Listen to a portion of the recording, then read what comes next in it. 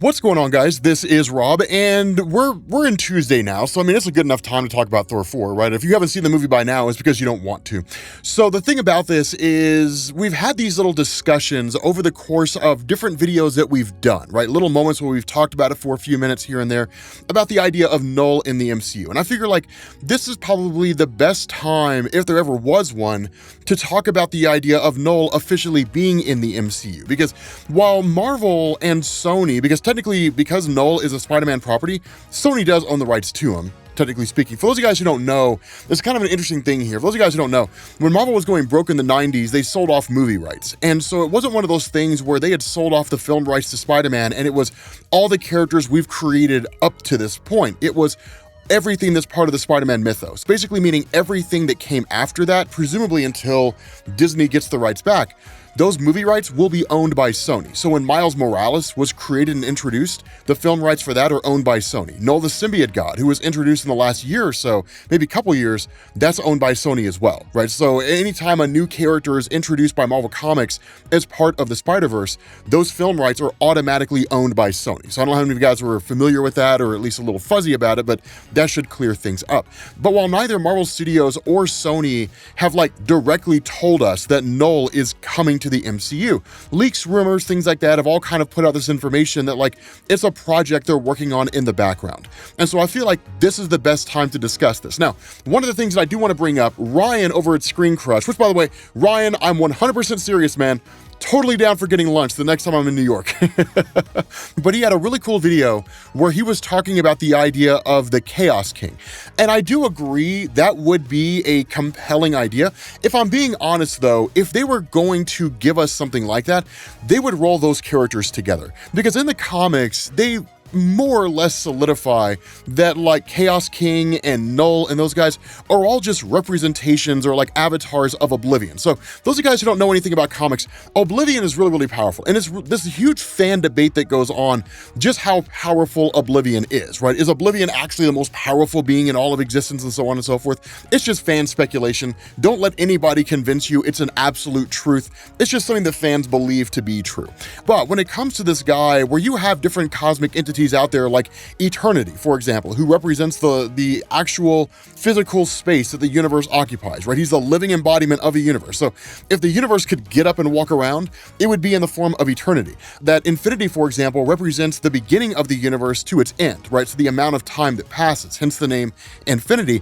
Oblivion represents nothingness. So when a universe or even the multiverse is destroyed and then it eventually comes back, that time in between when nothing exists, that's what Oblivion represents. For characters like Knull and the Chaos King, they represent Oblivion in the same way that different things or people represent freedom, right? So freedom is not a tangible thing. You can't carry it with you. You can exercise it, but you can't hold it in your hand. But someone like Captain America, quote unquote, represents freedom, right? Just different things along those lines, right? Being able to speak freely, whatever it is your opinion happens to be, that represents freedom. So it's more like concepts that illustrate this particular thing as opposed to tangibly being that thing. That's how Knull and the Chaos King work. They cherish the idea of nothingness, right? The lack of life, different things like that. Now, they're not like Thanos. Thanos is a nihilist. He believes life is meaningless, so he doesn't really value the lack of existence. It's one of those things where he just loves the concept of death, right? The death of everything is really what he enjoys. Whereas someone like Knull or the Chaos King just simply enjoy the idea of nothing existing at all. And that was the nature of Knull, right? The way that Knull originally played out in the comics, right? Really, it was during the King in Black when you got his full-on origin. Up to that point, he had just appeared a few times and you knew he was coming and things were going to pop off when he showed up. But the way it worked is that in the beginning, between the end of the 6th universe and the beginning of the 2nd, which is to say the main Marvel universe itself, right? Because the main Marvel universe of Marvel Comics has been destroyed and recreated something like 8 times as it stands right now. So between the end of the 6th version of the universe and the birth of the seventh, Knull simply just occupied the space in between. He's not really the offspring of Oblivion in the traditional sense. Again, he was just kind of a being born in the void, and was in effect the most powerful being in the void at that point in time. When the Celestials appeared and started creating life around the universe, that's when he challenged the Celestials. He created the All Black and then killed a Celestial with it, and then used the energies of that Celestial to imbue the sword even further, make it more powerful, and went to war against the rest of the Celestials. Ultimately, he was defeated and then cast away back into the void, where he effectively remained until he was able to create symbiotes. And then once he created symbiotes, instead of going to war directly with the Celestials, what he started doing was conquering different things around the universe, and in fact destroying different gods. The idea being that in doing so, he could absorb the energy of all the gods that he kills, imbue himself with more power, and then destroy the Celestials. Ultimately, he was defeated, right? He was defeated by like a handful of these gods out there, and the symbiotes that he had created turned against him, and then basically locked him away inside the center of a world that became Planet Symbiote. That was given to us in Brian Michael Bendis' Guardians of the Galaxy run. Well, at least Planet Symbiote was. The idea of it involving Knull didn't come until the King in Black, but that's kind of how things, kind of a quick and dirty 2 or 3 minute explanation of his character. But looking at the movies, all the pieces are there.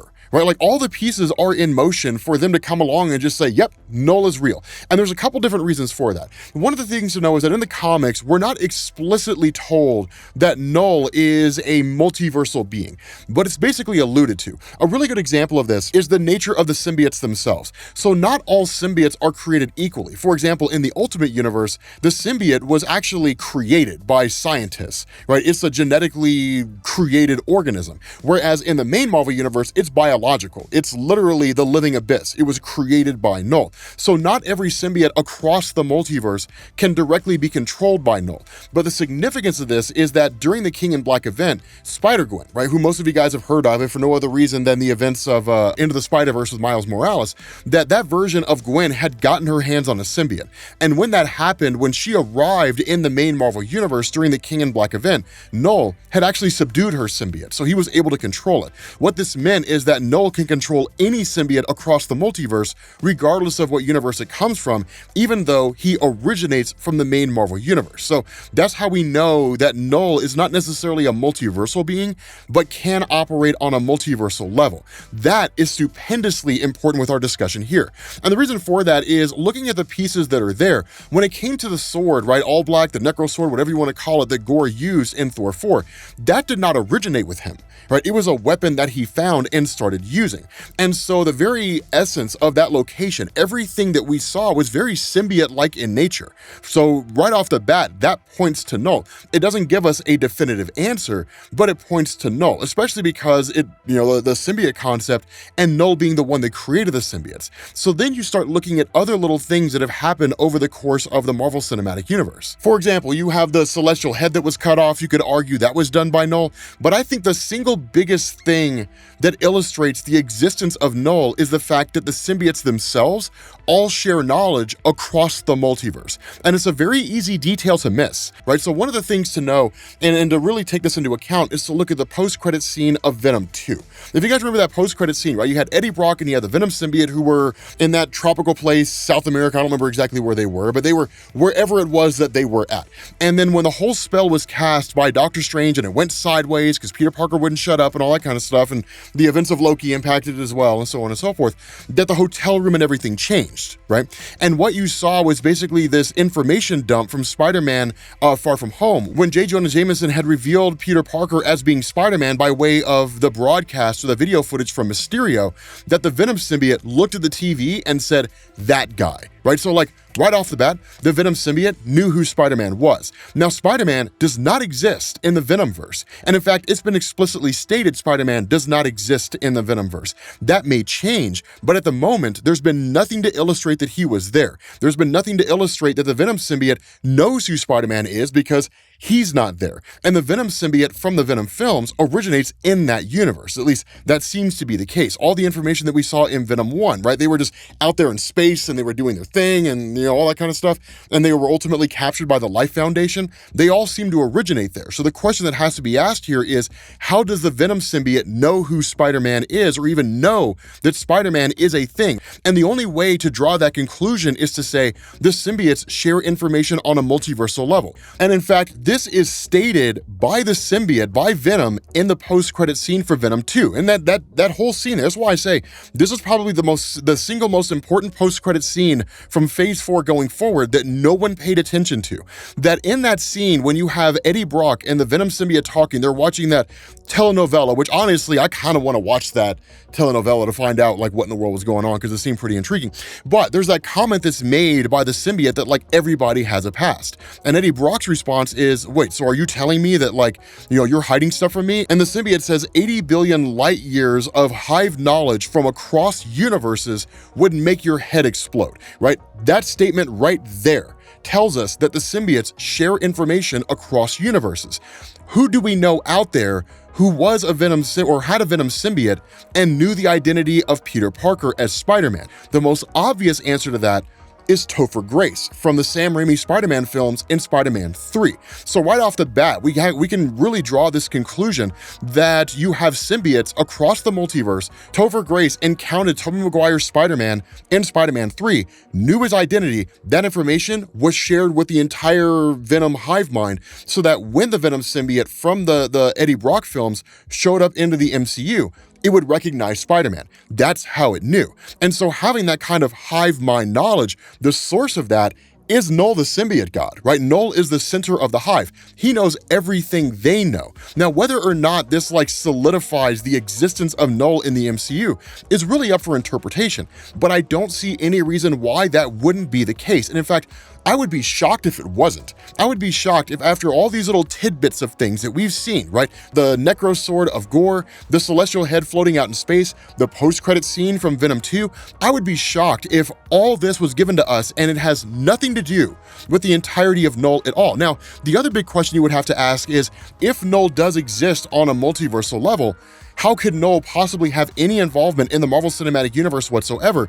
Because there's no symbiote there, right? Eddie Brock and Venom and so on, they were yanked back to their own respective reality. Well, one of the things to remember is that in that post-credit scene for Spider-Man No Way Home, a piece of the Venom symbiote was left behind. And so this, in effect, is a key, an anchor. All it would take is for that Venom symbiote to bond itself to Peter Parker, or just any swinging dick in that universe, and suddenly Knull's got a way in. That's really all he needs. That's all he definitively needs to access any one particular universe, is for a symbiote to be in that universe. Following that, he can dominate the will of that symbiote, control it, and then presumably give himself an in. So that's how you end up with Knull in the Marvel Cinematic Universe. So that's my thought on this, right? I mean, it's one of the things, right? I mean, I know that like at this point in time, right, this moment right now, July 12th, 2022, that we're recording this video, there's nothing definitively out there to say we know for a fact Knull exists in the Marvel Cinematic Universe. And in fact, Donny Cates, the writer of The King in Black and the most recent Venom run, came out and said, no, there's no references to Knull in Doctor Strange 2. But he didn't say he doesn't exist in the MCU or even in the Marvel Cinematic Universe multiverse. He just simply said there's no references to him in Doctor Strange 2, which we know now, right, having seen that film. So again, I think it's entirely possible that Knull exists out there on a multiversal level. No idea what's going to come of it, and no idea if we're actually going to see it. But I think if we are, and if Marvel Studios and Sony play their cards right, the best way to give us Knull in the Marvel Cinematic Universe is to build up to it, right? To have him as this kind of villain that appears maybe in some post-credit scenes for like Beyond the Spider-Verse or whatever it is, something out there where it's like in that film and maybe other multiversal Spider-Man films that we may end up seeing later on down the line before he's officially introduced, that like someone out there is basically building like a symbiote army, or is bringing all these symbiotes under their control and no one knows who it is. And then it's basically this big, Venom revelation, right? This big King in Black revelation. I don't know exactly how that would unfold. And honestly, I need to sit down and make a plan about it, but I think building up to Knull is the best thing. Fingers crossed, Marvel Studios doesn't do what they always do, which is screw their villain up. With that being said, guys, we're gonna bring this video to an end. Thank you all for watching, and I will catch you all later. Peace.